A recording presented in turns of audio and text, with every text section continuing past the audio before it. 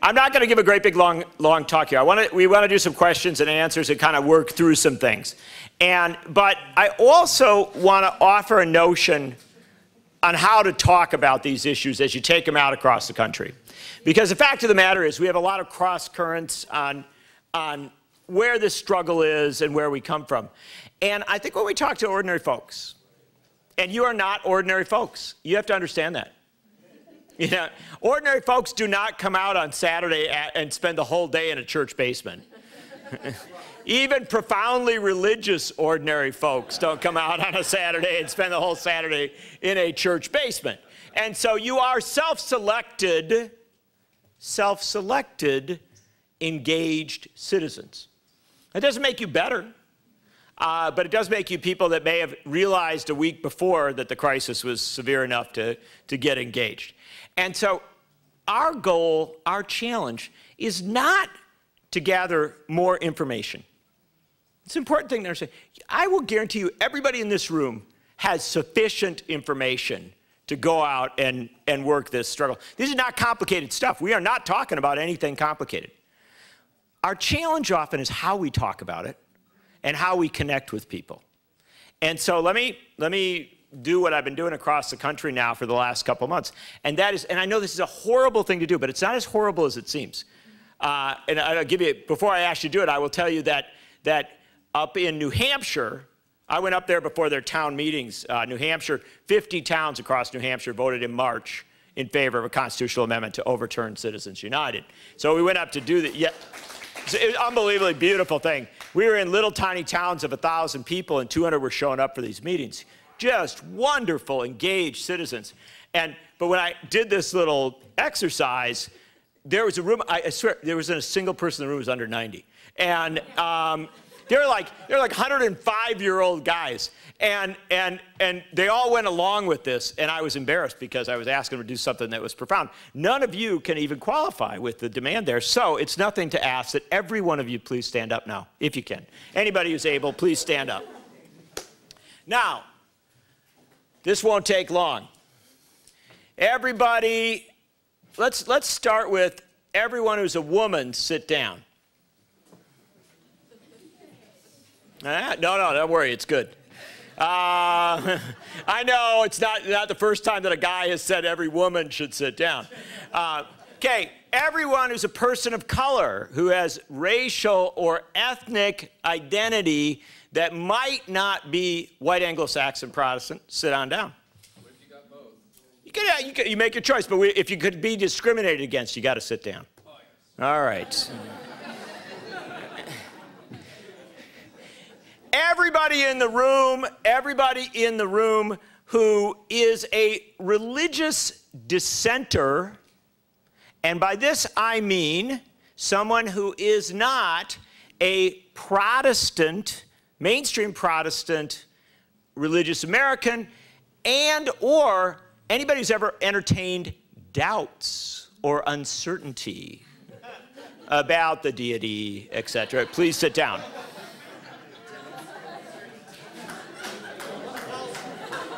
It's amazing how we clear rooms on that last one. Now, I don't know if anybody's still standing, but in case there is, I think the guy in the blue shirt's still up there. So, you know.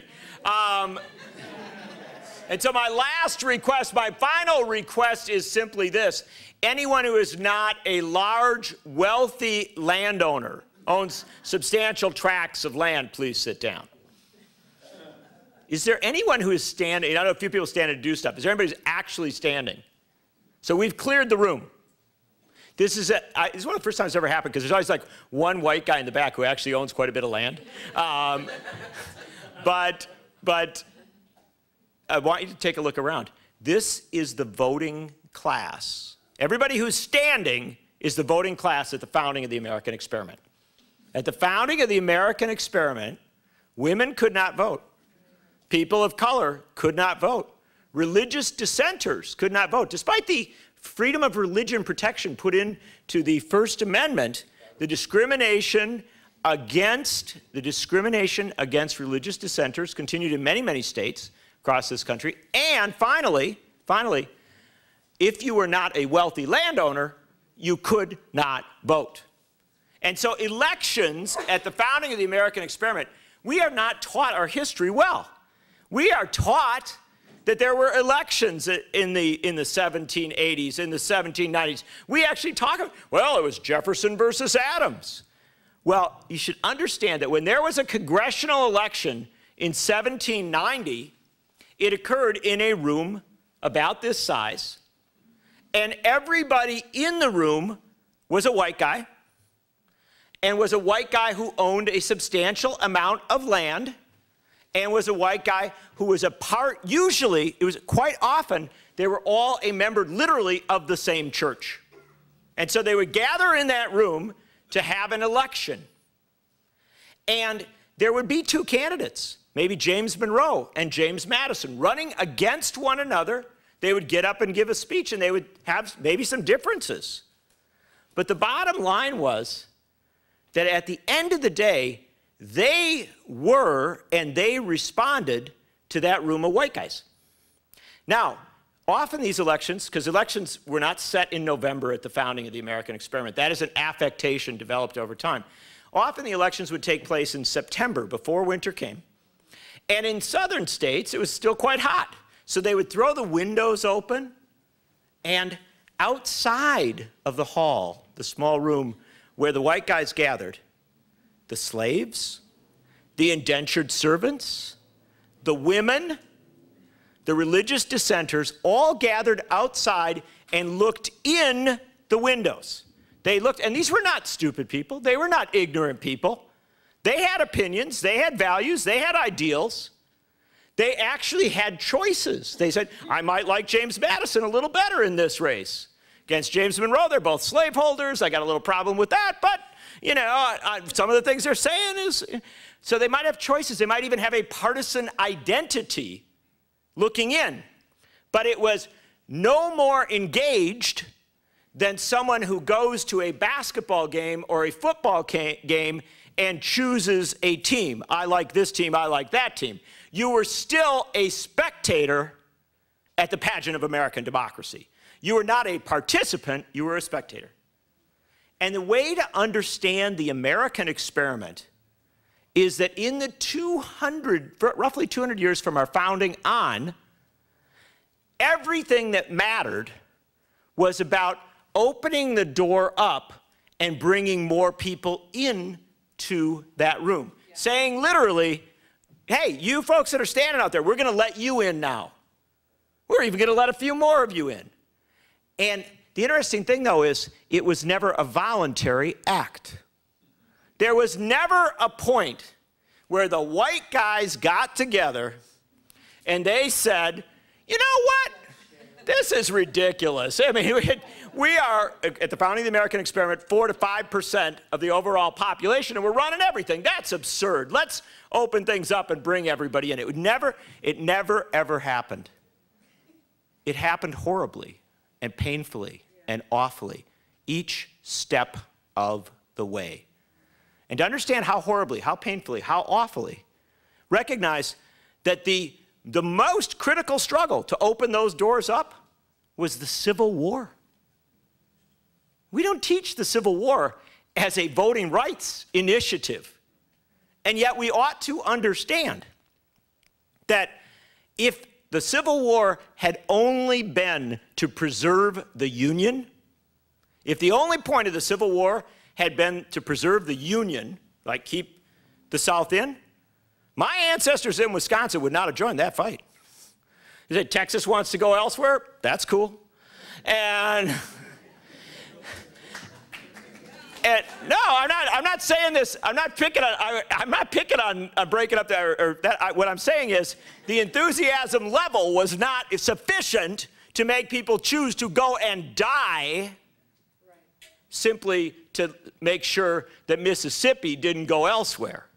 The enthusiasm, terribly taught in our schools, was to end the original sin of the American experiment, which was human bondage, to end slavery itself. And if you read the diaries of Civil War soldiers, you know that they believed that was a cause worth dying for. My ancestors, I'm 7th generation Wisconsinite, my ancestors fought in the Civil War. And there was a battle at Lookout Mountain. Lookout Mountain's great. You ever been down? Anybody's ever been down there? I know it's a bumper sticker on the back of cars, see Lookout Mountain. But if you go to the top of Lookout Mountain, it is very high up. And then across off it is Missionary Ridge. The people who were arrayed at the top of Lookout Mountain and across Missionary Ridge were the best Confederate soldiers of that war. Able, determined soldiers with some of the best weaponry of that war. And they pointed those weapons downward from the top of Lookout Mountain and Missionary Ridge. And they did so because they did not want the Union forces to breach that line, to come across those hills and come into the Deep South. Because at the point that they did that, that was the turning point, essential turning point in the Civil War. And so General Grant sent down there, because remember, Civil War wasn't just a win. It wasn't an easy fight. The Union was struggling in this war. General Grant was down there as a new general fighting that battle, and it was going horribly. The Union forces were not prevailing at Lookout Mountain. And they had sent sort of the lesser units over to Missionary Ridge, just about as high, great Confederate guns and cannons at the top. And after they had failed at Lookout Mountain, after they had determined that they weren't going to take it that day, down in amongst the trees below Missionary Ridge, there was a group of Wisconsinites, the Wisconsin 24th. And a young soldier said, we have to do this. If we don't take this hill, if we withdraw today, this struggle, this noble struggle could fall. This could fail. And so he ordered his troops to go forward. Flag bearer went over that hill and was shot dead immediately. The second flag bearer went over that hill, got a few feet up, a cannon shot decapitated him. And so the young soldier himself, Arthur MacArthur, went over that hill and grabbed the flag and ran straight up the hill, right toward the Confederate cannons. He took a shot in his chest. He took a shot in his leg. He kept going. He got to the top of that hill, and amongst the Confederates who were trying to kill him, he waved that flag through the air, and across that lowland, people started coming out from amidst the trees, coming out from behind the battlements, storming over them and running up that hill, not for some geographical struggle, not for some symbolic gesture. They were going up that hill to make real the promise of the American experiment.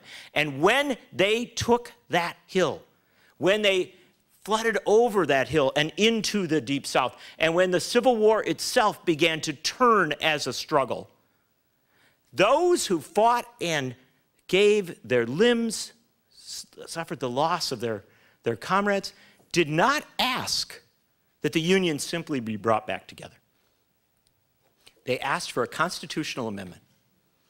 They said that the amendment had to be attached to the Constitution so that finally, once and for all, we said that there was equal protection under the law, and we said that an African American was an American. They made their struggle matter by amending the Constitution of the United States to lock in the reality of what they had fought for. If you saw the movie Lincoln, what was the drama in Lincoln?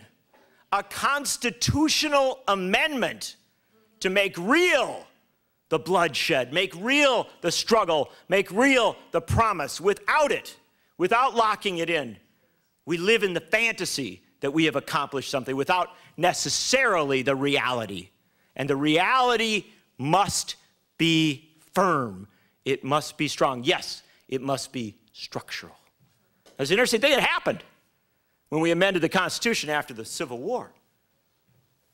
Women who had been organizing already for equal protection, they said, hold it. You can amend the Constitution and get voting rights? We want an amendment too. And this is the interesting thing about it, the thing that's lost to history. I was at a great university with brilliant young people, all wonderful young people there, very well educated, much better educated than I'll ever be. And they I was talking about amending the Constitution to get money out of politics, and a young man, he raised his hand, he said, Mr. Nichols, getting money out of politics, that's hard. It's not easy like getting votes for women. I love that young man. No, I adored him. I thought he was I hugged him. I said, you are a wonderful person, because you are a part of a generation that cannot understand why it would be difficult to get voting rights for women. It doesn't make any sense that you would deny women the right to vote. But of course, I had to inform him that women starved themselves to the point of death. Women chained themselves to the White House. The struggle for women's rights was a violent struggle, not a soft and an easy struggle. And it was realized not with an amendment attached to a bill or a piece of legislation. It was realized by amending the Constitution of the United States to say that from this day forward, women would have an equal right to determine the direction of the republic. It would not just be white guys anymore. The women would be in the room as well. Bringing more people into that room.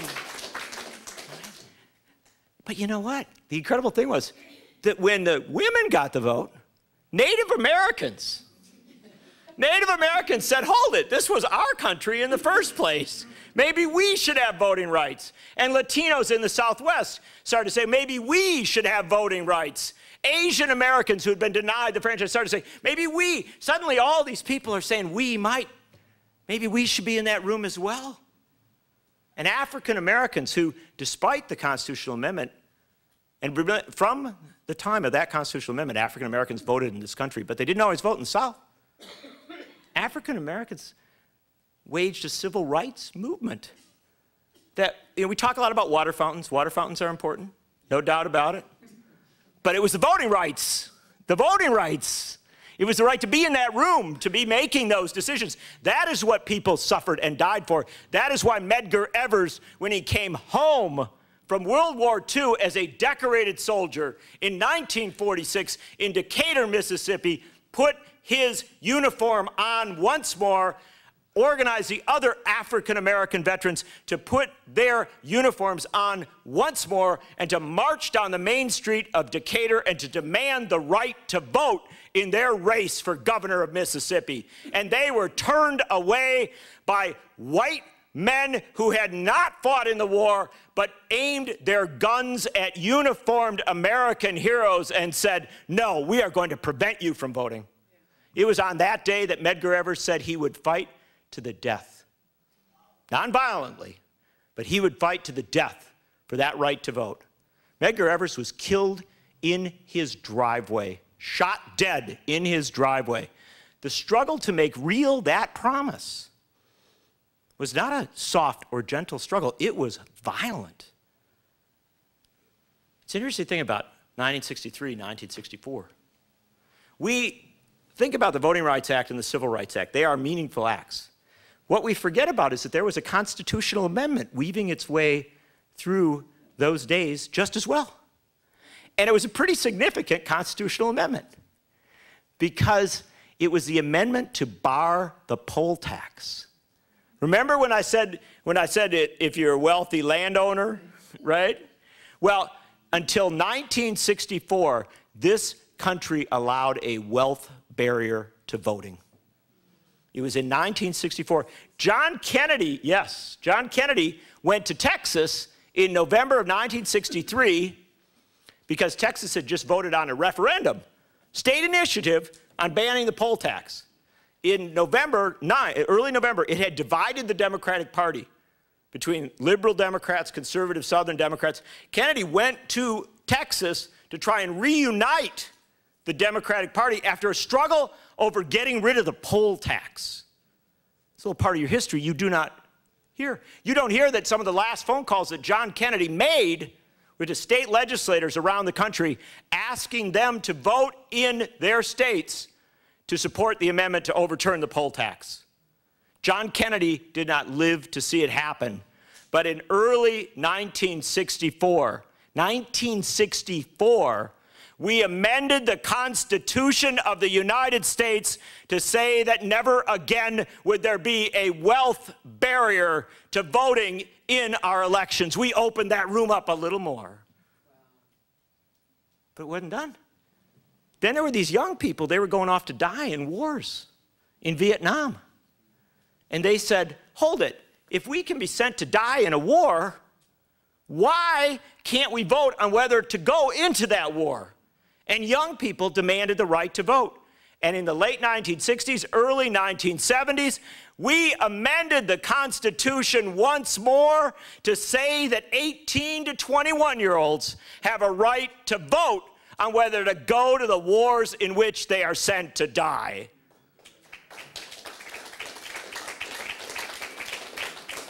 Constitutional amendment after constitutional amendment after constitutional amendment after constitutional amendment. I know we are taught sometimes, I know we are told sometimes that the Constitution was written in stone,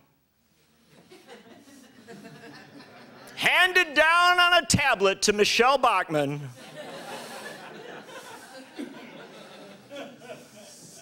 That's the lie they want you to believe. Because if you believe that, you will not try to amend it once more. But brothers and sisters, I come to you to tell you that if you believe in that room being full of everybody, if you believe that people shouldn't look in as spectators, but that they should be a part of this process, you must amend. There's no choice, there's no middle ground, and there's also no division between our great friends with Wolfpack who've been at other events we've done, and the folks who are talking about a congressional strategy, and the folks who are talking about a constitutional convention. No matter which direction you are going in, I don't care how you get there, but I want you to come to this struggle to amend the Constitution to say once and for all that that room must be filled with informed and engaged citizens. And you must understand this. Money in politics is the final voter suppression. Money in politics is the final voter suppression. Because that money, forget about the inequality of money in a campaign. What does the money that goes into our campaigns, $12 billion, $12 billion in 2012, what does that money pay for? It pays for negative ads. It pays for ads that tell you not to vote for someone. In many Senate races last year in Dollarocracy, we go through this. In many Senate races in 2012, over 90% of the money went to negative ads. And understand what that does. It doesn't make a liberal woman who's passionate about abortion rights and gay rights say, oh, I saw a negative ad about my candidate. I'm going to go vote for the conservative Republican who opposes reproductive freedom and opposes marriage equality. No, it makes you start to think about standing down.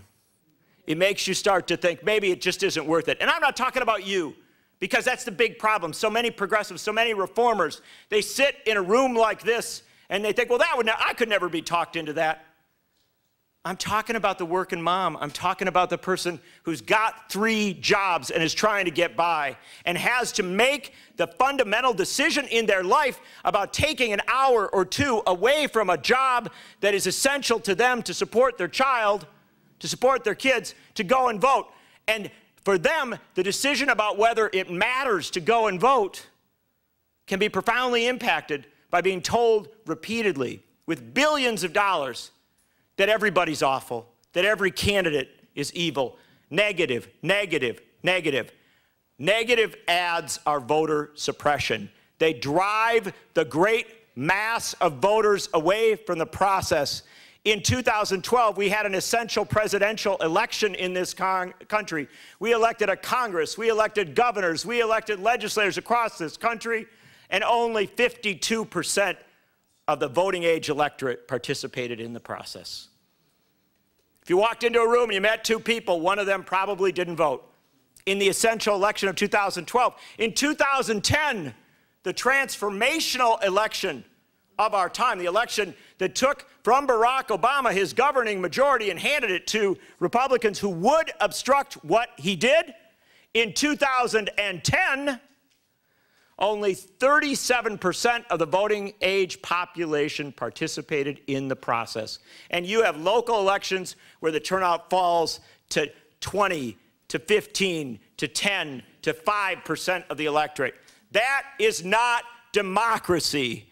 And if wealth and power and privilege can replace the walls of that room from 1789 with a wall of lies and negativity that pushes people out of the room and makes them spectators once more, then they have achieved the same end that they had at the beginning of the American experiment. A tiny portion of people voting and deciding with the great mass of people pushed to the edges.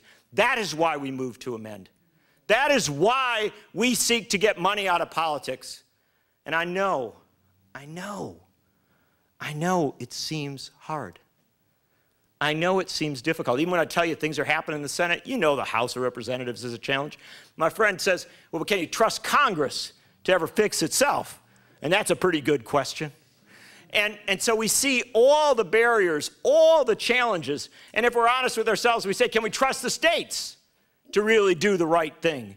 And of course, again and again, we can talk ourselves into barrier after barrier after barrier to this change. But I will close off simply by saying that we ought to recall where we were 100 years ago in this country. 100 years ago in this country, if a little girl ran down the front steps of her apartment house, if a little girl, 7, 8 years old, came down those front steps, she was not going to school. She was going to work. She was going to be a bobbin girl in a mill. And if she went into that mill, her job was to reach in amidst the machines to change the bobbins, right? Because her fingers were little. And in that Gilded Age, if that machine took a finger off, if that machine took a hand off, she was bandaged up and sent home. Nobody was held to account. You didn't have child labor laws. You didn't have labor unions. You didn't have the protections. In that Gilded Age, children were simply tools to be used to get something done. And if those little girls, if they grew up to be young women, they'd go to work. They'd go to work in a sewing factory. Sometimes in the big cities, you'd work in a factory on the 10th, 11th floor of a building. Girls from everywhere, young women from everywhere, Italians and Germans and Irish and Jews and Catholics and Christians and Muslims, African Americans who'd come north to get away from segregation, new immigrants, all in that room, this cacophony of voices as they sewed clothing. And when that room caught on fire, when the fire swept through that room, these young women were strong. They were healthy. They knew they could make it. They ran to the doors and they found those doors nailed shut. Because in that Gilded Age, the owners of those factories didn't want women to steal a bathroom break during their 12, 14, 16-hour days. And so they had to decide whether they would burn alive or jump to their death. That wasn't Bangladesh. That was America 100 years ago.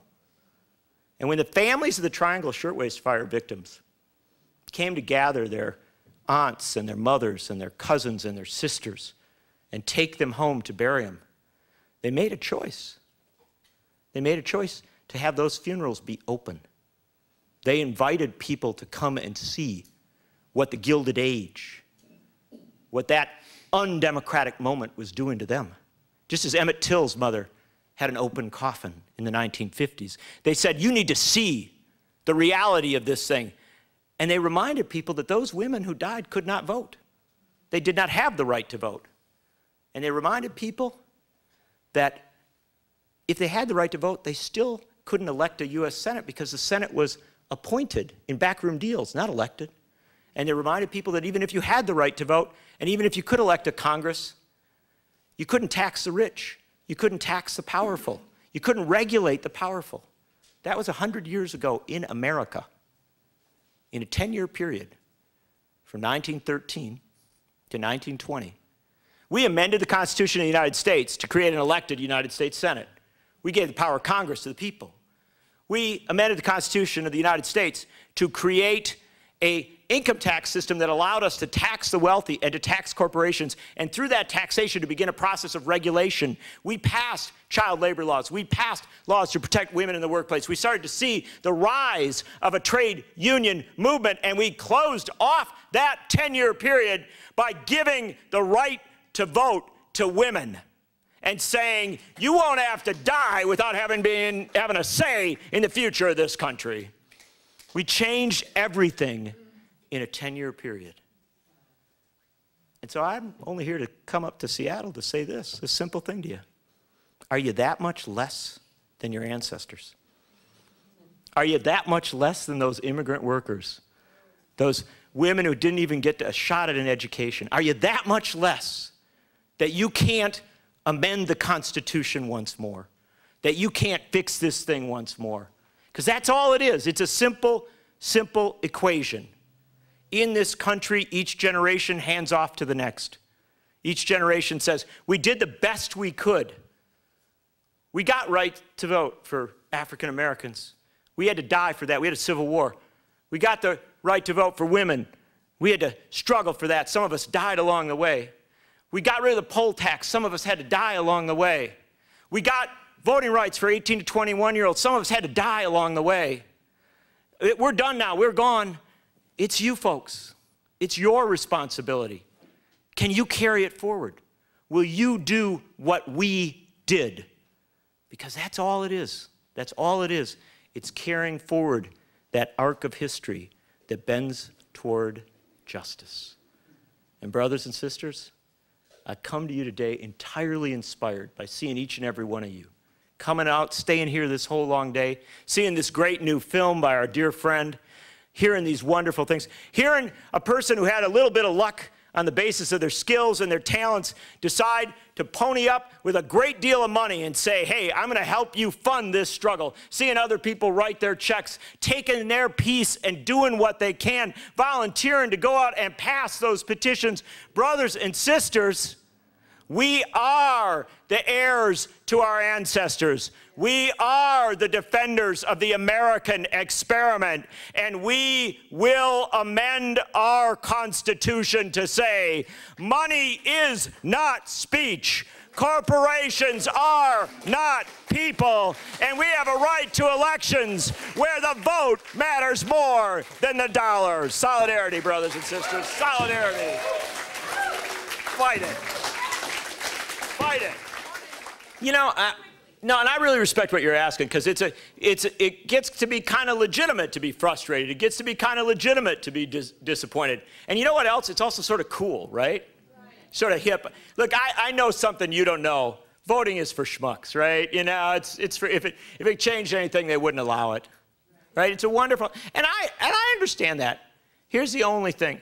I guess when I think about Medgar Evers, right? And I think that he pretty much knew he was going to die for voting rights. It wasn't I don't think when he heard that bullet ring out, I don't think he expected it that night when he was getting the T-shirts from the rally out. I don't think he expected it that night, but I think he pretty much knew. Dr. King, you know Dr. King that night before when he was down in Memphis? He says, I may not get there with you. I mean, the people literally gave their lives for the right to vote in this country. And I know there are elections that really barely matter. I realize that. But I never, ever miss an election. I never, ever miss an election. If there's a Republican primary, I go vote in it. And sometimes I vote for an interesting candidate. But I'll tell you, if there's a chance to go vote, I go vote. Because people really did struggle for this thing. And the answer to somebody who tells you that voting doesn't matter is to say, let's change some things so it does. The truth of the matter is Seattle, this city of Seattle, I was just texting back and forth with Shama Sawant and her folks. And, you know, you can love Shama, you can hate her, you can agree with her, you can disagree with her. But with all due respect, that young, relatively young woman, she came out of Occupy, came spinning out of Occupy, got herself, with a lot of grassroots support, elected to the Seattle City Council a few months ago. She took the message that had been out there in the protests, fast food workers, people fighting for $15. Do you know how absurd a $15 wage was a year ago? Do you know how insane that was? Barack Obama got up in his State of the Union address in 2013 and asked for a $9 minimum wage, and across television, everybody was on saying, that's ridiculous, that's insane, that's crazy, that's too much. $9 an hour wouldn't get people out of poverty who worked a 40-hour week. Yeah. A year later, 1 year later, I came to Seattle last night. I picked up my Seattle Times, and the headline said, Seattle's starting to go toward a $15 minimum wage. That's voting matters. Voting changes things in a fundamental way. It's a good question. Because, you know, remember, we've all self-selected ourselves out here, right? We've come here on Saturday. Now Saturday afternoon, we're in the church basement. So we're not the man or woman on the street. We are the active citizens who are going to go out and talk to folks. And so we ought to think about how we're going to talk to people. And, you know, this is the important thing to understand. Money has made conservatism into something it isn't. Money has stolen the values and the ideals of conservatism from conservatives. And I think you should speak to them with respect for who they are. You should say, I fundamentally disagree with you. I don't, maybe you do, don't, I know, but you can say, I disagree with you. I think marriage equality is important. Maybe you say, I think reproductive freedom is important. Maybe you say, I think a $15 wage, and they may disagree with you on every one of those issues. But if they are sincere, they cannot possibly disagree with you on the premise that we ought to have a real debate about this country on even ground. Their ideas, your ideas, fair debate. And you know what the incredible thing is? This is the important thing to understand. This is what you ought to bring into that as well. The fact is, conservatives are a part of this movement. Conservatives are a part of this movement. Last year in the state of Maine, when the state of Maine voted to demand a constitutional amendment to overturn Citizens United, in the Maine State House, 25 Republican legislators voted with the Democrats to get money out of politics. In the state Senate, 5 Republican state senators voted with the Democrats. Across this country, Republicans have crossed that aisle and said, yeah, I disagree with you on everything, but I don't disagree with you on democracy. I want a fair fight. And so it's real. If we had a media in this country that covered politics, which we don't, but if we had a media that actually covered politics instead of personalities, who do we like today? Who's in, you know, Benghazi this or, you know, whatever. You know, and not to diminish even Benghazi. I think all these issues matter, but we make it through so much personality and who did this and who didn't do that. If we covered real grassroots movements, right? If we said, what are real people doing? We would know that conservatives are a part of this movement. And we would know the story of Walter Jones. Walter Jones. Oh my gosh, Walter Jones. Walter Jones, I know him pretty well. He's a congressman from North Carolina. He'd be mad at me. He'd be telling me Benghazi is an important issue. And Walter Jones would also be telling me that, you know, don't you dismiss right to life. Don't you dismiss traditional marriage. Because Walter Jones is a very conservative, social conservative. He is a Tea Party ally. He's as right-wing as you get. Walter is true right-wing in every sense, except for one thing. Walter Jones is a co-sponsor of the proposal to amend the Constitution of the United States to get money out of politics, because Walter Jones says, I truly believe in what I believe. I don't need big money. I don't need big money to tell me that I can win or lose an election. I want to win or lose based on my ideas. And you know what's happening? You watch this next Tuesday. Walter Jones is in a primary down in North Carolina. He's being challenged in his Republican primary. Not by the Tea Party, by Wall Street. And he has an opponent in his primary, a lobbyist from Washington, and the money has been pouring in against him. Do you understand this? The money power is so desperate to get rid of the one Republican who has stood up on this issue that they're actually trying to beat him. Now, he's got an ad up with Mrs. Jesse Helms pushing back.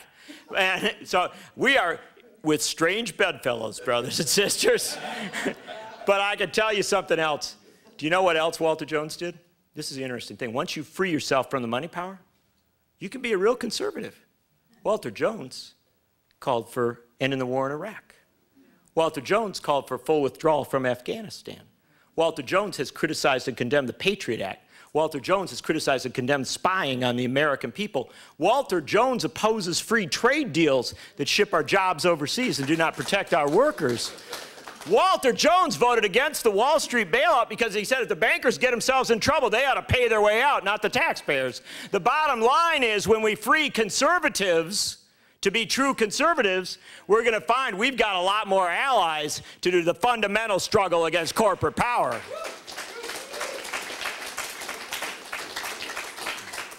Well, and you know what the interesting thing is? Do you want to know what's not mentioned in our Constitution? It wasn't mentioned in the original body of the Constitution?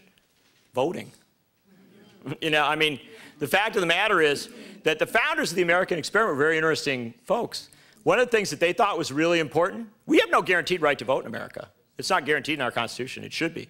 But the interesting thing is the founders thought that voting was just a minor part of the process. If you were a full citizen, you would petition, you would rally, you would march, you would do everything. You wouldn't just go one day every 4 years. You were a full-time, full-on citizen. And so I don't think voting is the only thing. I just think voting's a baseline. And if we don't let people vote, how do we expect them to start to believe in petitions or rallies or anything else? The gentleman there, you betcha.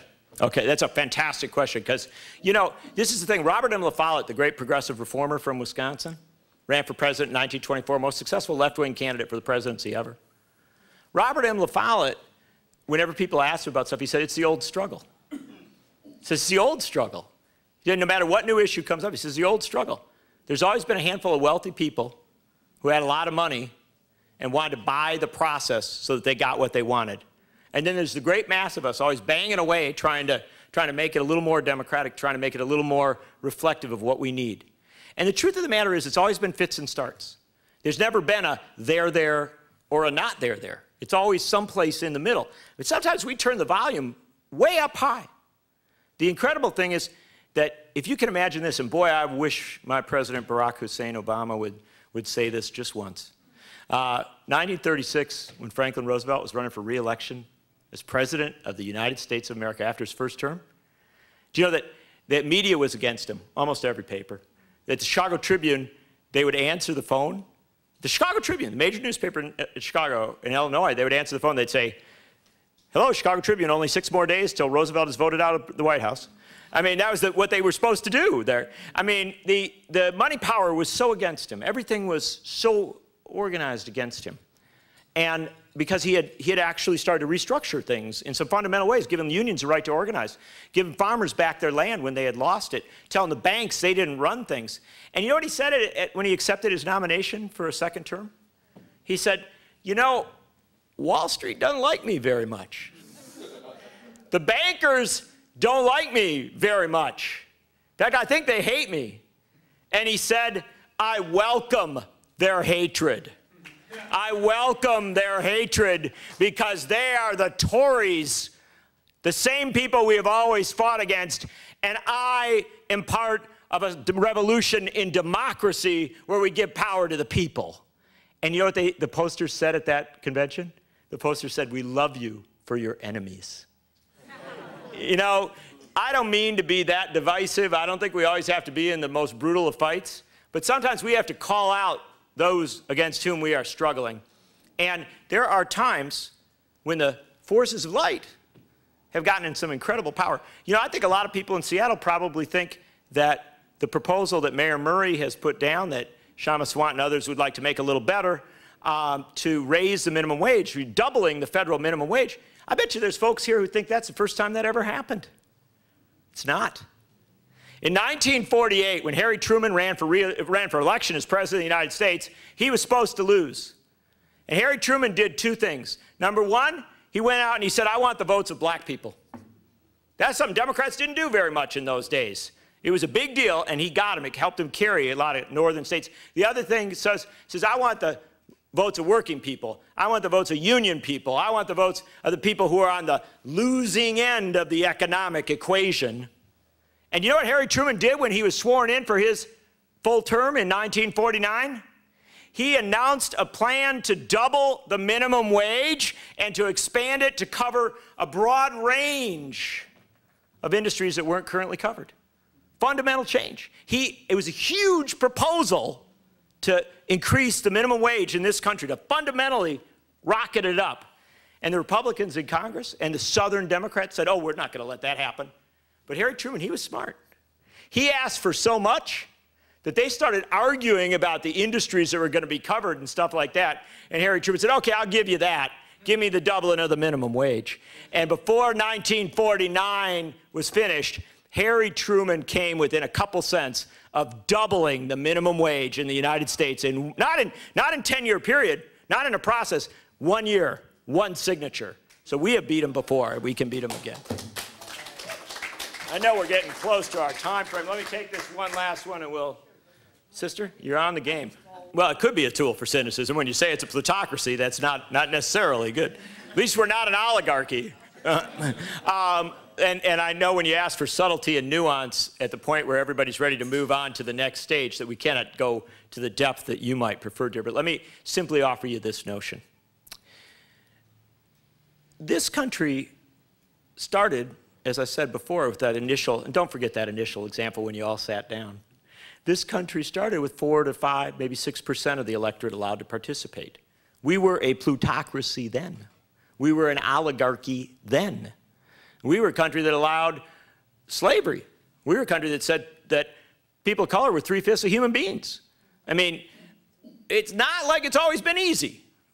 And the truth of the matter is, it's always a process of fits and starts. I go to Dr. King, and Dr. King had this wonderful line.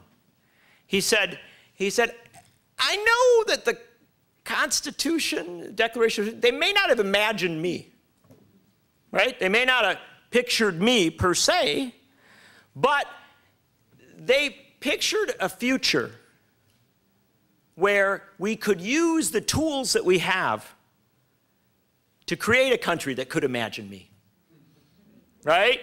That the arc of history has long been a bent toward justice. Jefferson himself said, the worst thing one generation can do to the next is hand on a constitution to the next generation and say, don't change this. Don't evolve. Because then you would lock each ensuing generation into the pathologies and weaknesses of your time. Tom Paine, same thing, said that one generation has the right to prepare and enact its constitution, but it doesn't have the right to say to the next generation, what we did is all that you can be.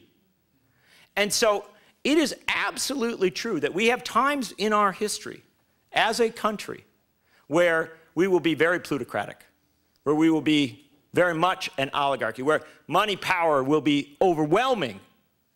And all I would suggest to you is that when those soldiers from the Revolutionary War came home to Massachusetts, they did not have voting rights. Many of the soldiers who fought the Revolutionary War were not allowed to vote after the war was done. They didn't have property. They didn't get paid for what they had done. They went back up to Massachusetts, and they found that the wealthy folks who hadn't fought the war, the Tories, people who had actually been allied with or at least disengaged with the war, had profited while they were away, that they had actually lived large. And then the wealthy passed a tax to make everybody pay off the debts that were accumulated when these guys were off fighting the Revolutionary War. And so Daniel Shays said to some of his fellow soldiers, this isn't what we fought for. And they actually seized the weapons tried to seize the weapons at an arsenal, and they protested rather mightily. It was referred to as Shays Rebellion. Now, here's a little bit of history you're not always taught. And I'm not telling you have to be violent, because I think we learned, the wonderful thing is we do evolve, and Gandhi and Dr. King and so many others taught us what we can do without violence, and I love that. But I will tell you that Shays Rebellion is sort of lost to history, but if you read the history, I think it's very valuable to note when it occurred, which was shortly before the Constitutional Convention. And that or around the time, in that time period before, and then there were also other rebellions around there. And you know what the interesting thing was? The interesting thing was that when the Constitution was enacted, the American people rejected it. They would not approve it because they said, this is a really good document for that 4% sitting in the room, but we don't see ourselves in here very much. There was a lot of rejection of the Constitution, and so they enacted 4 years later, not one amendment to the Constitution, not 2, not 3, not 4, not 5, not 6, not 7, not 8, not 9. They enacted 10 amendments to the Constitution of the United States. They called it the Bill of Rights, and when they enacted the Bill of Rights, then the state said, okay, we'll do this thing. And I don't want you to think for a second that that just happened because somebody was being nice. That happened because they didn't want another Shays Rebellion. They recognized that they had to respond to the great mass of people. We have wonderful new vehicles by which to deliver our message. We have Twitter, we have Facebook, we have independent media. We have people like you who have come to a room like this on a Saturday, ready to go out and petition to put this proposal on the ballot in this state and to present to the people the right to say, we want to make that change. And I just want to close off by saying this. The good Lord put Washington State up in the northwest corner for a reason. I know that, I know that geography is sometimes complex and hard to understand. But I believe this to be the case. You know, 150, 170 years ago when you fled from those plantations in the South, not everybody, they didn't have lit roads then. What did Harriet Tubman say? She said, follow the North Star. Well, when I look at that great map of America, I see up in the northwest corner, way up where a North Star would be, the state of Washington. And I believe with all of my heart that if the state of Washington puts 1329 on the ballot, and if in November the state of Washington enacts this with an overwhelming majority, I think America will look to that North Star and follow you to a constitutional amendment that will restore our democracy. Thank you very much.